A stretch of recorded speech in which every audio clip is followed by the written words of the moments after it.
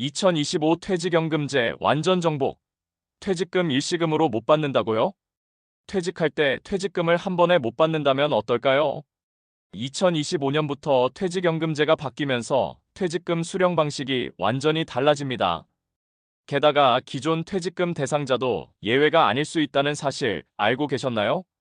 오늘 영상에서는 퇴직연금제가 무엇인지, 일시금으로 받을 수 있는 경우와 못 받는 경우, 그리고 기존 대상자의 변화까지 전부 알려드립니다. 끝까지 보시면 퇴직 후 후회 없는 선택을 하실 수 있어요. 퇴직연금제란? 먼저 알아볼까요?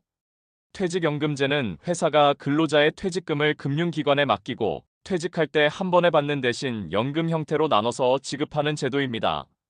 쉽게 말하면 기존 퇴직금은 퇴직 시 바로 일시금으로 받았지만 퇴직연금제는 적립된 돈을 운용한 후 매달 연금처럼 조금씩 지급하는 거예요. 이 제도의 목적은 퇴직 후 생활 안정입니다. 한 번에 목돈을 받아 잘못 쓰는 걸 방지하고 노후 자금을 꾸준히 받을 수 있게 돕죠. 하지만 운용 방식에 따라 수익과 손실이 발생할 수 있다는 게 기존 퇴직금과 다른 점입니다. 퇴직연금제의 세 가지 유형에 대해 알아볼까요? 퇴직연금제는 크게 세 가지가 있습니다. 첫째, DB형 확정급여형. 회사가 퇴직금 운용을 책임지기 때문에 근로자는 안정적으로 퇴직금을 받을 수 있습니다. 둘째, DC형 확정기여형. 회사가 일정 금액을 적립하면 근로자가 직접 운용합니다. 투자에 따라 수익도 손실도 모두 본인 책임이에요. 셋째, IRP 개인형 퇴직연금. 퇴직자가 직접 추가 납입을 통해 세액공제 혜택까지 받을 수 있습니다.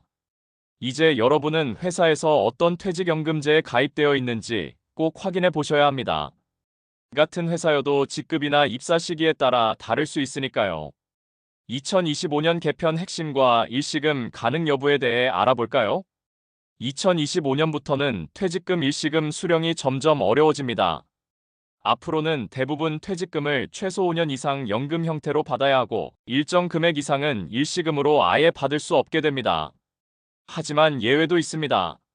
어떤 경우 일시금으로 받을 수 있는지 알아볼까요?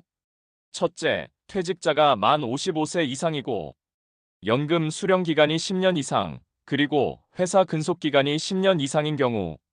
이 세 가지를 모두 충족하면 일시금으로 전환 신청이 가능합니다. 둘째, IRP 계좌에 있는 금액이 1,200만 원 이하인 경우 소액 연금 특례에 해당돼 일시금으로 받을 수 있습니다.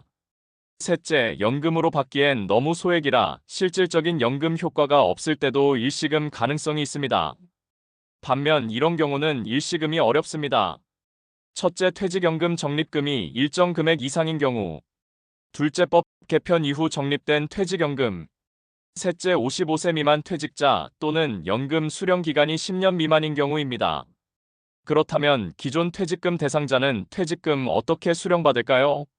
많은 분들이 이런 질문을 하세요.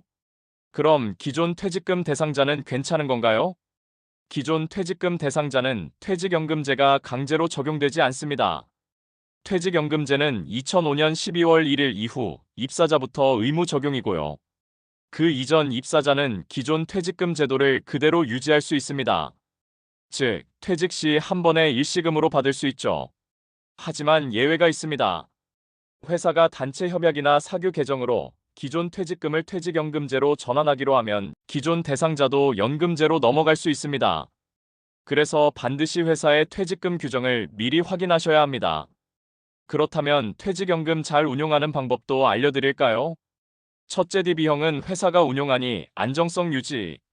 둘째, DC형은 적절한 투자로 수익률 높이기. 셋째, IRP는 추가 납입으로 세액공제 혜택 챙기기. 그리고 마지막으로 금융기관 수수료 비교는 꼭 하세요. 퇴직연금제, 이제는 선택이 아니라 필수입니다. 퇴직 후 여유로운 삶을 위해 오늘 알려드린 내용 꼭 기억하세요. 구독과 좋아요, 그리고 알림 설정까지 부탁드립니다.